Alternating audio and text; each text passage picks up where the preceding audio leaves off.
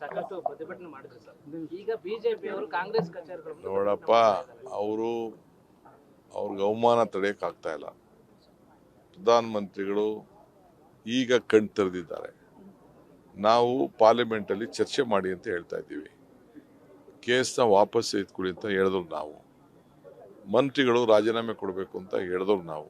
ಅದಕ್ಕೆ ನಾವು ಬದ್ಧರಿದ್ದೇವೆ. ಇದು ಮಕ್ಕಳ ಭವಿಷ್ಯ. ಇದು ಈಗ ಬಿಜೆಪಿಯವ್ರಿಗೆ ಪಾಪ ಅವ್ರ ಕೈಲಿ ತಡ್ಕೊಳಕ್ ಆಗ್ತಾ ಇಲ್ಲ. ಮಕ್ಕಳುಗಳು ಏಟು ಹೊಡೆದು ಬಿಟ್ರಲ್ಲ, ಆ ಇಡೀ ದೇಶದ ಮಕ್ಕಳು ದಂಗೆ ಎದ್ದು ಬಿಟ್ಟಿದ್ದಾರೆ. ಅದನ್ನು ಅವ್ರ ಕೈಲಿ ನೋಡಕ್ ಆಗ್ತಾ ಇಲ್ಲ. ಸೊ ಅದಕ್ಕೆ ಇವತ್ತು ಪ್ರಜಾಪ್ರಭುತ್ವ ವ್ಯವಸ್ಥೆ ಈಗ ನನ್ನ ಮೇಲೆ ಎಷ್ಟೋ ಜನ ಪ್ರತಿಭಟನೆಗಳು ನಡೀತದೆ. ನಾನು ಬೇಡ ಅನ್ನಕ್ಕಾಗ್ತದ? ನೀವು ಮಾಧ್ಯಮದವರು ಪ್ರತಿಭಟನೆಗಳು ಮಾಡ್ತಾ ಇರ್ತೀರಿ, ನಿಮ್ಮನ್ನು ಬೇಡ ಅನ್ನಕ್ಕಾಗ್ತದ? ಇದು ಪ್ರಜಾಪ್ರಭುತ್ವದ ವ್ಯವಸ್ಥೆ. ಅದರಿಂದ ಬಿಜೆಪಿಯವ್ರಿಗೆ ಪಾಪ ಇದೇನು ಮಾಡ್ತಾರೆ ಅವರು, ರಾಜೀನಾಮೆ ಕೊಡ್ಸೋಕ್ಕಾಗ್ತಾ ಇಲ್ಲ. ನೀಟ್ ಪರೀಕ್ಷೆಗೆ ಮೊನ್ನೆ ಇದು KPSC ಯಾರು ಮಾಡಿದ್ರು? ಅವನ ಅಧ್ಯಕ್ಷನ ನಾ ಮಾಡಿದ್ವಾ?